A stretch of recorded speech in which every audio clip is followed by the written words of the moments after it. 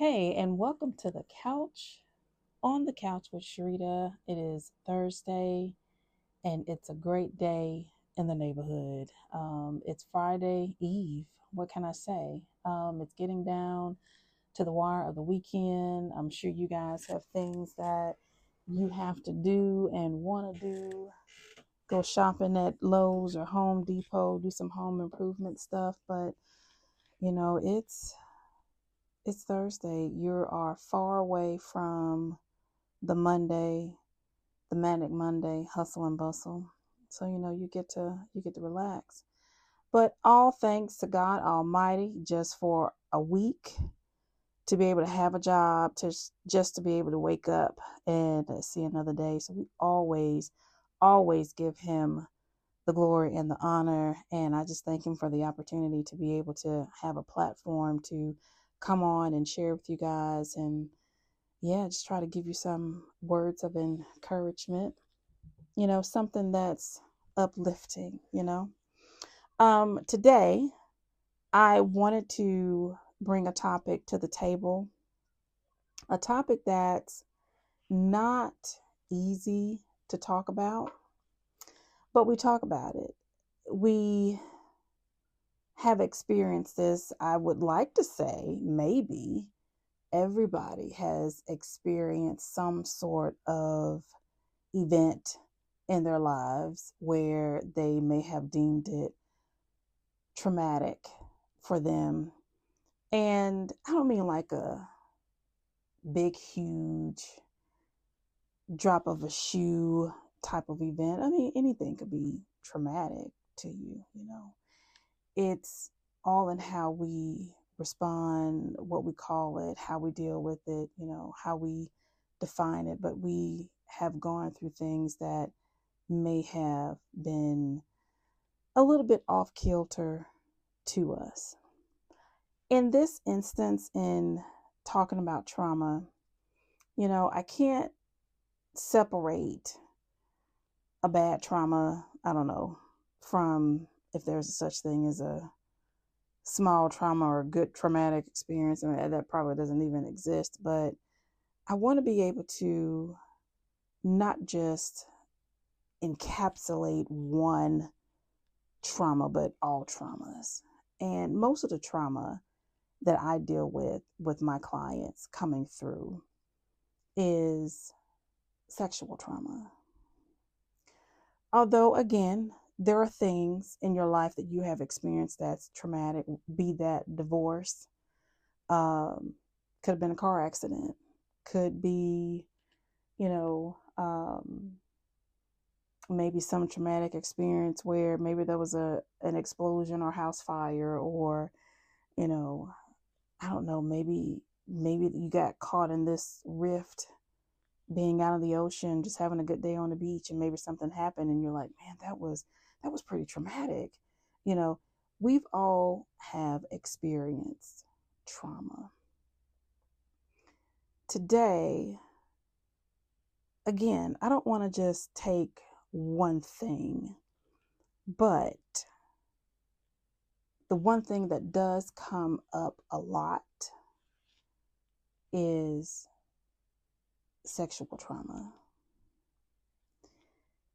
This was not an easy topic for me to go into because I have my own traumas. I have my own things. So it wasn't easy. But talking about it allows me to further more of my own healing journey. Women experience trauma, men experience trauma. I can't say at what rate, you know, men and women, experience, but they do experience their own trauma. There are men who do experience sexual trauma. There are men who are sexually harassed. There are men who uh, have experienced their own childhood traumas. I may go into terminology that is not easy for people. But even with my own folk or my clients, my people, my tribe, my job is to challenge them, because I feel like when you can name it, you start to take control and you start to take your power back. I think when you can confront it, you get to create this healing journey that you get to go down.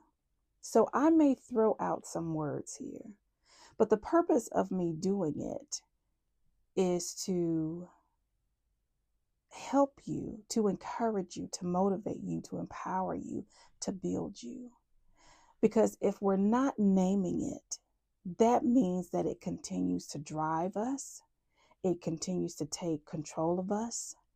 It tells us what we're going to do or what we're not going to do. And it shouldn't be that way. We should be able to say what it is. We should be able to name it. We should be able to call it. So I want to encourage you today as you listen to this to be pulled into what your healing could look like. I want you to be pulled into what your healing journey means to you. So we'll take a bit of a deep dive into this, because I think this is important. I hear it a lot. I see it a lot. You know, nobody really comes and says, oh, my car stopped on me and I had to wait 5 hours and I've never had that happen to me before and that was traumatic. They always bring, no, here's what happened when I was 5 or 6 that continued on until I was 14. Here's what happened when I was in college, or, in this day and age, if I wanted this job, my supervisor said I had to go out to dinner with them or, whatever. And these things happen, and they not only happen to one particular gender, they happen to both genders, men and women. It's harder for men to talk about because of masculinity. They have to be big. They have to be strong. Men are taught to keep their feelings in. Nobody wants to know about that. You're a man. You're not supposed to talk about those things. You're weak. But what makes you weak is when you choose not to deal with it, because your trauma doesn't define you. It doesn't control you. It only controls you when you give power to it. And this is why you have to take that power back. So I kind of want to talk about trauma and relate it to the experience of, again, the sexual trauma that people may have endured. And I'm calling it because I want you to call it. I want you to be able to call it for what it is. So whether you're going through therapy and you find it hard to talk about, I want to encourage you today. And even if you're not going and you thought about going, be encouraged, because the help and the resources are there for you. So let's kind of dive into it. Take a sip of my water here. And let's talk about it. So trauma, as defined, is a psychological response to an event or a series of events that becomes very overwhelming for the individual involved. And it's hard for them to cope. It's hard for them to adjust. Again, it could be anything. Could be a car accident, could be a sudden loss, could be an ongoing abuse or neglect, Could be a number of things. And most, not all, but most of these start in childhood. But again, the one thing that comes up the most, some people go through their sexual trauma. And again, I just want to reiterate, be encouraged. Be encouraged by this. Be healed. Be empowered, because this is where you get to leave it. This is where you get to find your strength. This is where you get to say, okay, you know what? Enough of this thing, whatever this thing is, it doesn't control me anymore. So I want you to be encouraged by that. So let's kind of talk about some of these things, and what comes up and how it can have an effect on your mind, body, and spirit. And which is another thing, because when we go through a lot of these life experiences, trauma, it has a great effect on our mind, body, and spirit. And it becomes hard for us to adjust and cope. When people go through trauma, they typically will have flashbacks or nightmares about whatever that event is, some intrusive thoughts. They become depressed or anxious. Some people, depending on the severity, the situation, will have this numbness, because at this point, it's kind of like the norm, especially things that have happened in your childhood that tend to linger, maybe show up when you're an adult. You've become kind of numb to that, and that can make healing a little bit difficult. When someone has experienced molestation or rape, those things that go on, you become kind of numb to how you feel, because it's kind of like, it is what it is, but it shouldn't be that way. Physical symptoms could be anything from headaches, could be tired all the time. But again, this is that depression and that grieving that you go through, because your body becomes depleted, your mind becomes depleted, your spirit becomes depleted. Because we walk through this and we're just kind of like, okay, God, why did this happen to me? Like, why did this take place? Why me? Why did I have to go through this? What does this mean for me? How do I heal? How do I cope? What do I do? And we often just sit in silence and seclusion. We're afraid to reach out. We're afraid to get the support that we need, because we feel like, well, is anybody going to believe me? Is anybody, will anybody take me serious? Will anybody give me the helping hand that I need? And I'm here to say, yes, that there is help out there. You just have to be in a space, in a place, and open to want to get that help. I won't necessarily say strong, and I have to be careful how I say that, because I don't want to tell you that you have to be strong. I don't want to sit here and say, oh, you have to be, you got to be strong about this thing. That's hard. Most traumas are very hard, especially when it's sexual trauma. It's an experience. And it's an experience that most people don't understand, you know. But let me just say here, in particularly in talking about the sexual trauma,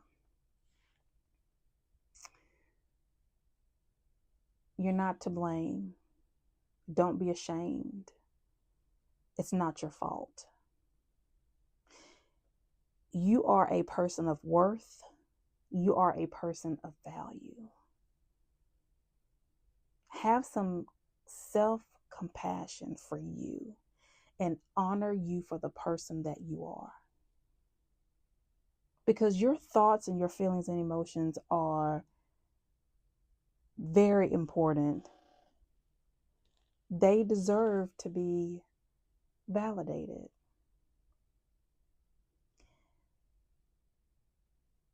Sexual trauma is probably one of the hardest, most deep types of trauma. Not impossible to heal from, but it becomes hard. One of the reasons why it becomes hard is because, again, people don't know how to reach out for support. They don't know what that looks like. They go through it, they live it, they spend their whole lives trying to walk this road, trying to pretend that nothing has taken place, when all the while they are dying on the inside. People will say, well, why didn't you reach out? Why didn't you say anything? Well, if it were easy, I would have done it. That's why when we know that people have gone through what they've gone through, it is such a good idea and always helpful to say, okay, come, let's talk about what happened.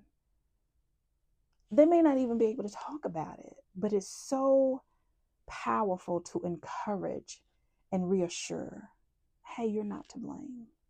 Forgive yourself for beating yourself up. This doesn't fall in your lap. This falls on the lap of the perpetrator. This doesn't fall on you. But it's a challenge. And we have to offer these people a place for them to heal, again, especially for our men.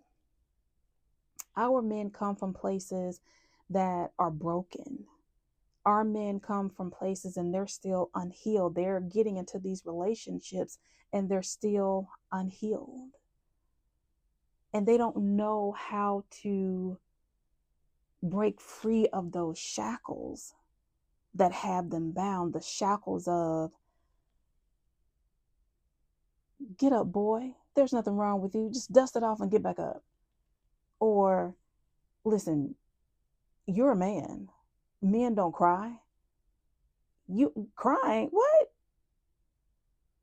You don't, talking about feelings, go out there and throw a football or something.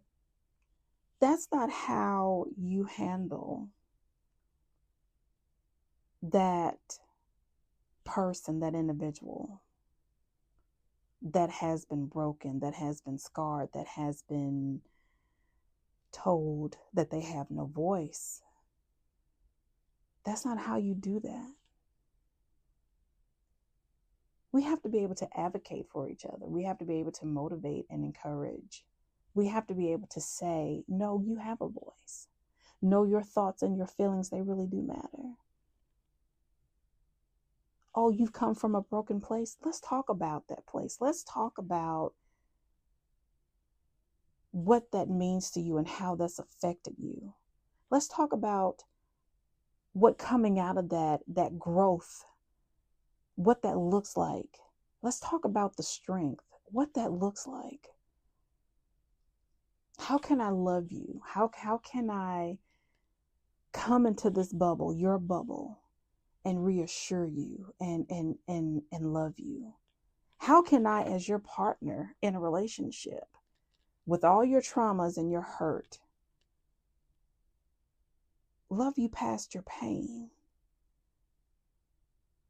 What can I do? And whether or not it's a relationship, if it's, you know, again, a friend or a family member, neighbor, whoever, what can I do to help you in your journey? Because it becomes a bit of a struggle. And I think the more we're educated on understanding trauma and its effects on people, the better.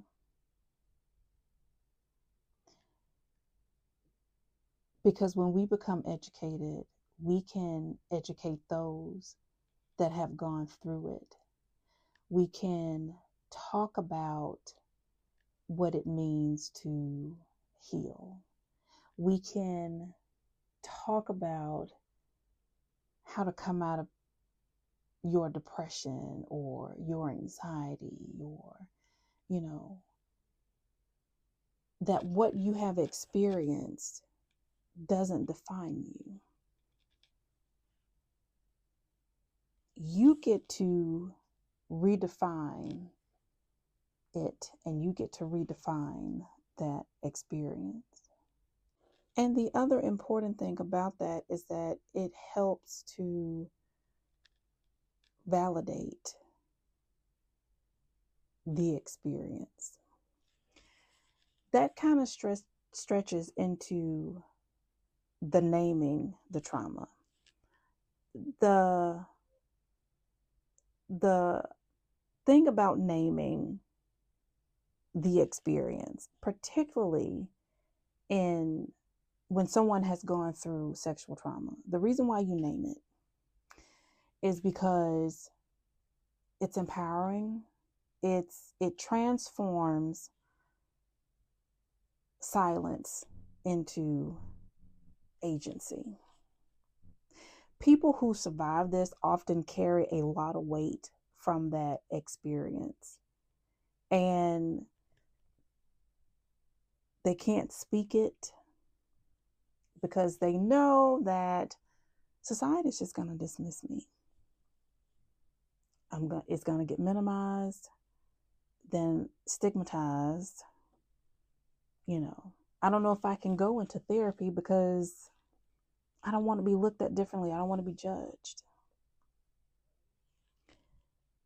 And again, we have to be really careful about how we handle such experience. Again, there are many things that come up. There are many traumas that come up, but this is one of the ones that has stood out to me the most, all because when I see clients come in, this is the thing that they talk about. There's grief, there's, again, having a car accident, or, these things that they probably have never experienced before in their life. And now they're starting to experience it, and it becomes kind of traumatic for them. And yes, they come and they want help for it. But this monstrosity that has a hold on people, it's hard for them to be able to experience having a voice, having support, again, without feeling blamed or judged. And a lot of it, people tend to judge themselves, and they tend to blame themselves for what has taken place. One other thing that naming does, yes, it does affirm that it's real, that it did happen, but it also gives you a voice. Again, remember, I talked about how, it gives you this box that you stand on. It empowers you, because when you can name it and you connect to it, you get to take back power. You get to take back what was taken from you. It's kind of like someone doing something, and they may think, well, you don't know that I've done that thing, but I've done that thing. But you know that person has done something. You may not be saying anything, and they think that they've gotten away with it. But when you can name it, It allows you to confront. It allows you to say, you know what? You don't get to control me. I get to control this. And guess what? I get to hold you accountable and responsible for what you've done. I often tell my clients when they come in and they share, especially in this case, you know, naming, confronting the person or the situation, even letter writing is so strong. Whether you're able to say it, put it in a letter. You're not waiting for them to respond. And it's not about changing the person in their mind. It's about you. It's about you and being validated and being able to speak out. It's about you being able to take back your choices and your options. It's not about being strong. That comes later. And that's, but it's about you. It's about, I have a voice and my voice is entitled to this experience. Like, I don't have to diminish who I am as a person to make someone else feel good. So you name it.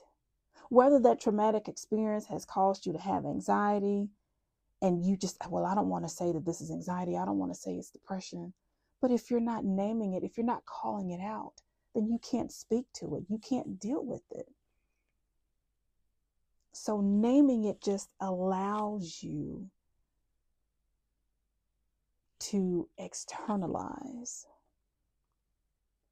And it makes you feel like a human. It makes you feel like a person because you haven't felt that way in so long. It helps to break the silence.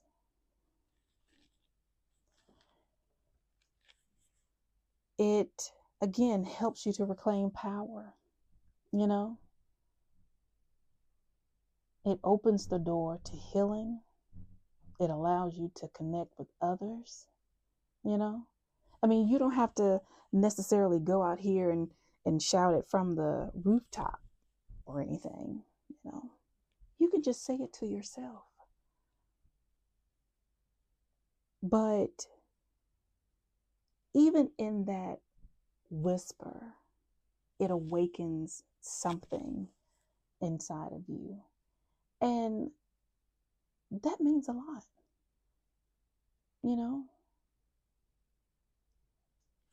Speaking your truth, honoring you,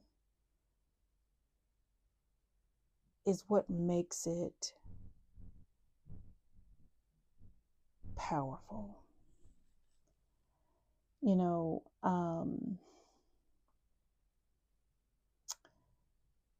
This thing, what we go through, especially, when it happens in childhood, we carry that weight, this thing that we tote around in our red wagon. And we carry it and we carry it and we carry it, and we need a place to put it. So again, no matter what the traumatic experience is, there's always an opportunity to heal. But yes, it's up to you, the person, the individual that's carrying the trauma, to decide, do I want to keep carrying this thing around or do I want to come face to face with this? It reminds me of Antwone Fisher. And if you have never seen the movie, if you've never seen Antwone Fisher, I implore you to go watch it. Especially people who have experienced their own trauma or their own sexual trauma. Because in the part where he goes back to the home, because at some point he's in therapy himself, young man in the Navy, he's having these behaviors and he gets sent to I think Denzel in the movie is a psychologist. I know he's a therapist. But, you know, it's hard for Antoine to open up because Antoine knows that, yeah, I got these behaviors, but they're coming from a place. And they're coming from a place in a space that I've never tapped into. And I don't want to tap into it. So, of course, he's in Denzel's office, the psychologist's office, and, it takes him a while to open up. I mean, you're talking numerous visits where he just says absolutely nothing, which is a real thing. And I'm sure he knew that at some point in his life, he was going to have to deal with it. And going to the Navy for him was probably just a way of escaping. College wasn't enough. Moving and starting a business in New York just wasn't enough. Being at sea for him could have very well symbolized, this is a place where I drown myself in the mental and emotional sense, because that's how we feel. That's how we feel. If I'm on the sea, I can just mentally and emotionally drown this thing. But of course, the behaviors and things that he has doesn't, allow for that. So he's in this office. He doesn't necessarily talk, but, he starts to kind of open up every, a little bit at a time. So at some point he gets on the subject about his mom and talks about her. And, at some point he starts to open up about the story about being in foster care. And he goes through his traumatic experience. He's not alone. Because there are two other boys, or maybe one other boy, two other boys that are there with him. But for some reason, I think I don't know if he gets the brunt of it or if there's another kid that gets the brunt of it, but he suffers. Either way, he suffers. Well, of course, being this adult, he goes back to the house that was formerly the foster house, because he's looking for his mom. So he's just kind of fishing for information at this point. And he meets the lady that abused him. And she just has this look on her face. This look of, I tried to break you. I tried to do everything that I could, and I won. I did that. And she reminds him. But then Antoine, with this look and this burst of power, just kind of lets her have it. His words of him still standing strong, you didn't break me. Here I am today. You thought that you did what you did. You may have done the act, but I survived you. Here you are, this woman that's still dead in mind, body, and spirit. And I beat you. I'm still standing. I'm still strong. And it hits her, and you can see the life being sucked out of her face, because he held that mirror up and he showed her her ugliness. She had to take accountability and responsibility in that moment, because he defeated her. And that's what we do. And that's the challenge. When we name and we confront and we make people take ownership, or we say to whatever that trauma is, or abuse, or neglect, or abuser, or the person that neglected us, we get to show them their faces. We get to put the mirror in front of their faces. We get to force them to take some level of accountability and responsibility. We get to stand strong. We may not be able to confront people, even if we don't write a letter, even if we don't say anything. We get to say to us, I'm bigger than this. I'm strong. I'm not to blame. I'm not the reason why. Today is the day that I take back my power. Today is the day that I take control. Today is the day that I don't allow this thing to take me over. Because just like Antoine, I'm still standing and I'm still strong. That's powerful. That's power. And you get to take that back because it doesn't belong to anybody but you. Stand firm and understand the growth. Yes, it has affected you, and you may be affected by it. But understand that you have come out of this thing with so much strength, with so much power.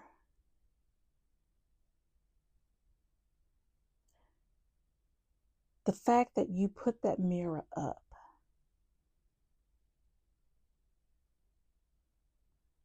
and you have made that person take accountability and responsibility, and you get to walk away controlling the situation and not being controlled. That's power. And you get to honor you. Every step of the way of this thing, you get to honor you. So be encouraged and be empowered. Speak your truth. Even if it's just to yourself, speak your truth. Set boundaries. There is no reason for you to apologize for something that has taken place in your life that you don't even own. You get to walk away from people, places, ideas, conversations, even if you feel unsafe. Set your boundary. You have choices and you have options. Heal. Men, heal. Whether there was a father that wasn't there, whether that father did something or said something that impacted or affected your life, don't apologize for it. Heal from it.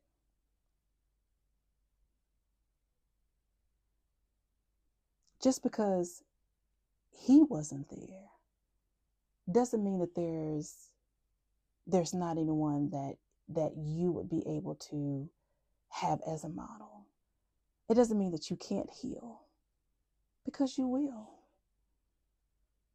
And especially if you're a male with children, with boys especially, your goal in life is to shape your sons, your children, to be the best that they can be. You have to be able to heal for them. You have to be able to heal for your relationship. Reframe the narrative. I hear people say a lot, I'm so broken. I'm so broken. No, you're not broken. You're not broken. You are a survivor. You are someone who survived. It's not your fault. Say to yourself right now, right here today, what happened to me is not my fault. My healing is mine to own. Repeat that to yourself every single day.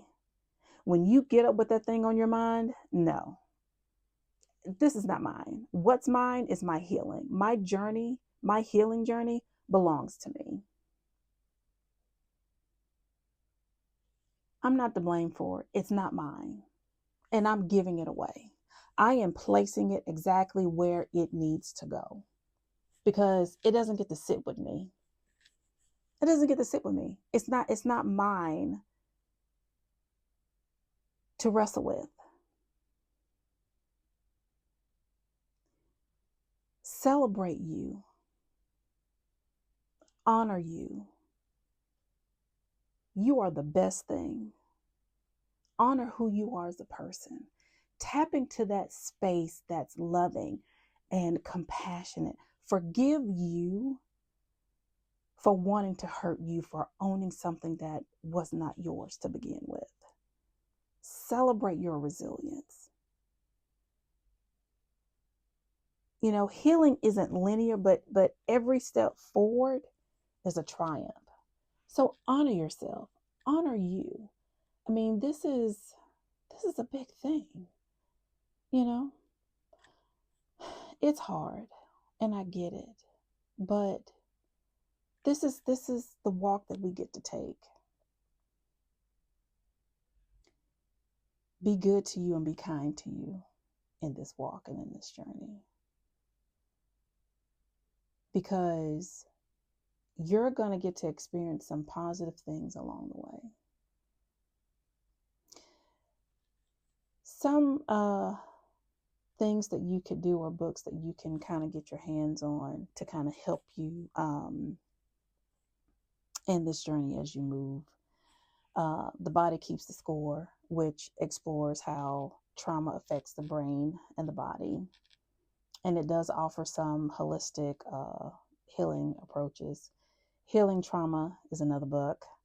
What My Bones Know. This book kind of talks about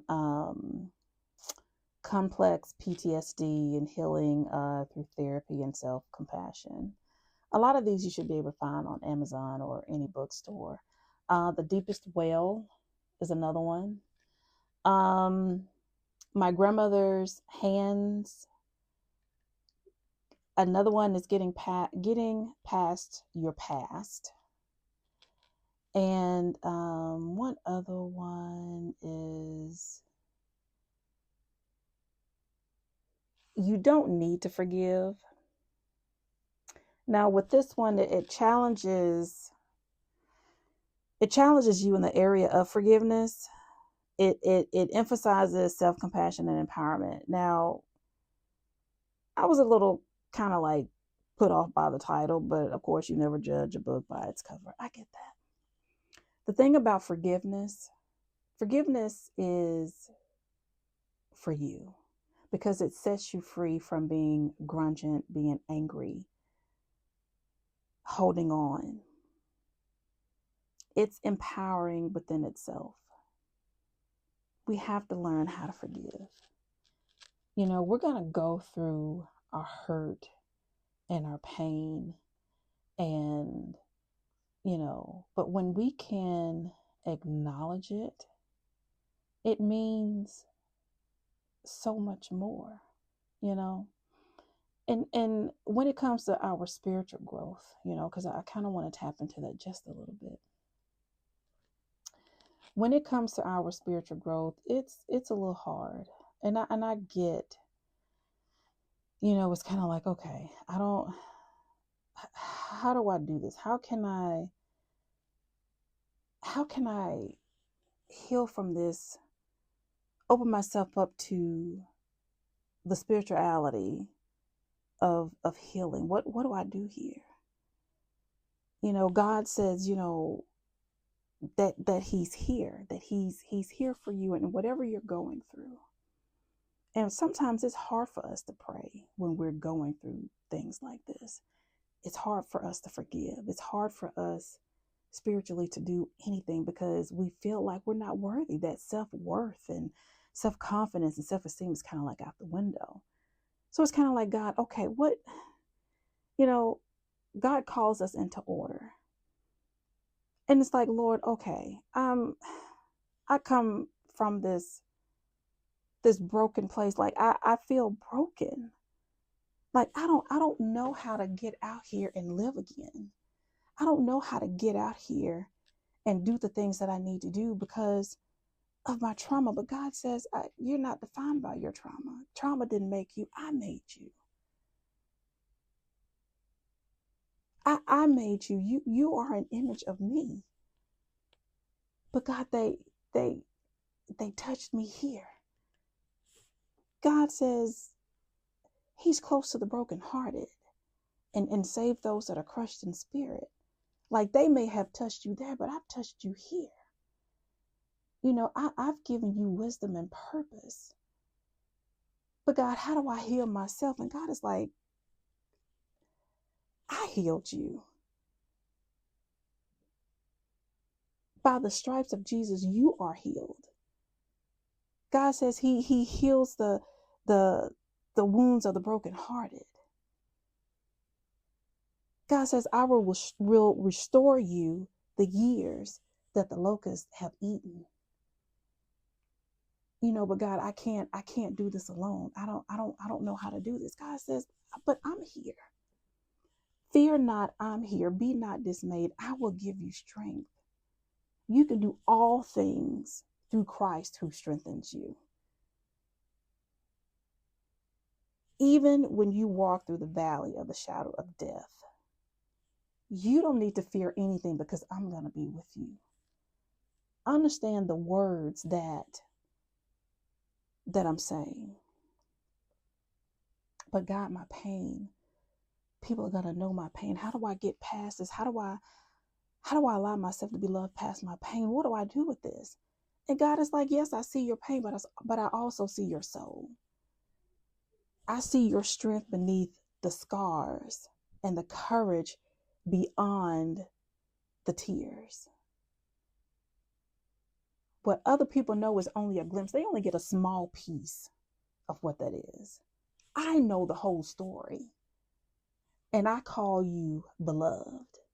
Because remember, again, God has called us into an order. But God, I'm not strong enough. My strength, I can't, and he's like, look, you're my child.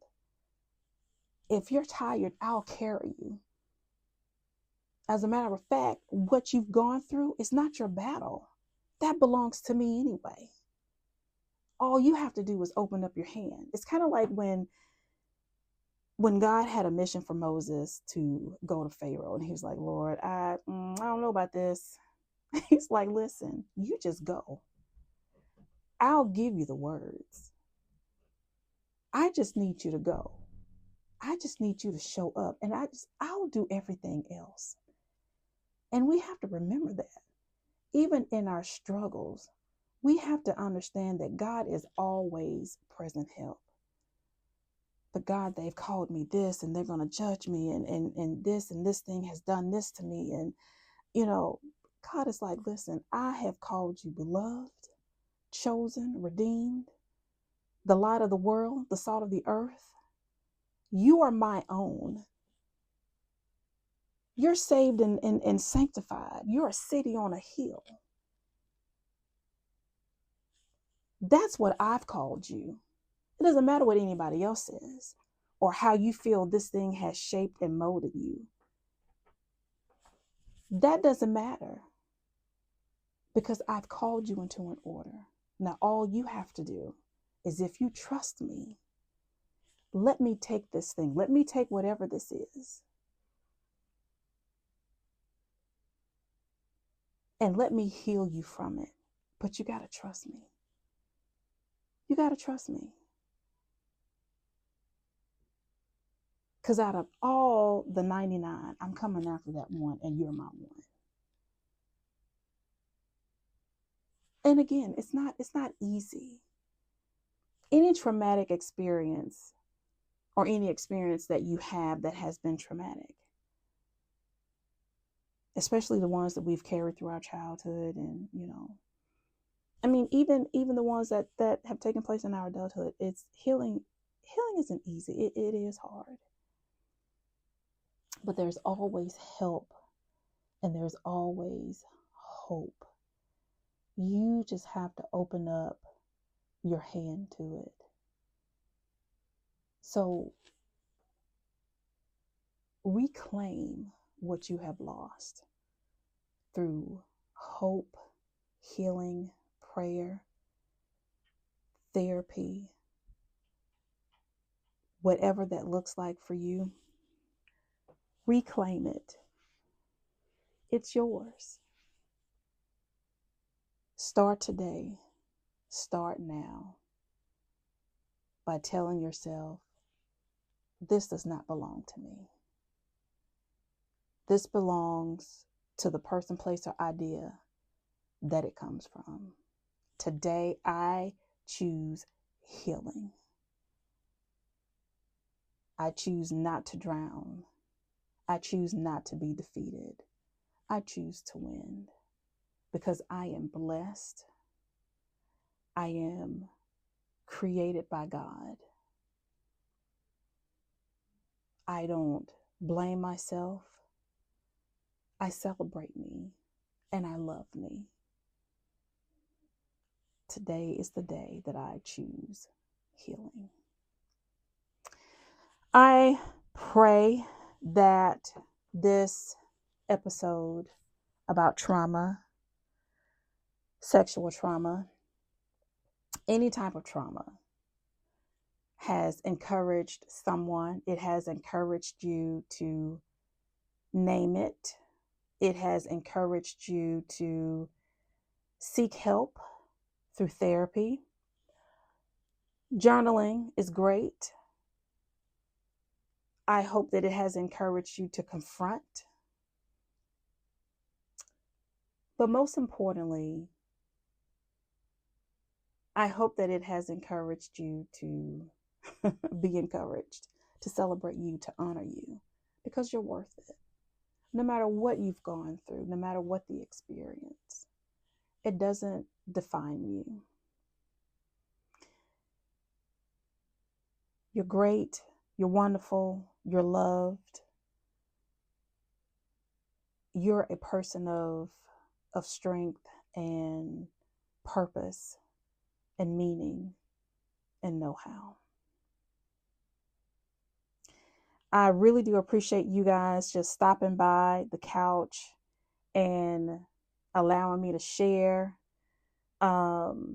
Again, help is out there. Get the help. If you know someone or even you yourself, help them to get help. You get the help. If you need to drop me a line, if you need resources, if you need anything, on the couch with Sharita1@gmail.com. That's on the couch with Sharita, the number 1@gmail.com.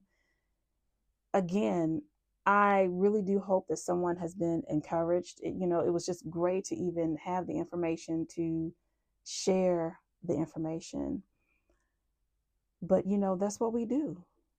Every Thursday at 7 on Hindsight Media Radio, 103.5 FM. This is what we do on the couch. We sit and we talk and we listen and we learn. That's what the couch is for. So, thank you. I pray that you have a wonderful weekend. Enjoy the rest of your evening. But please visit every Thursday here on the couch with Sharita. Hindsight Media Radio, 103.5 FM, where there is always something good to talk about. Listen, be easy, and I'll see you soon.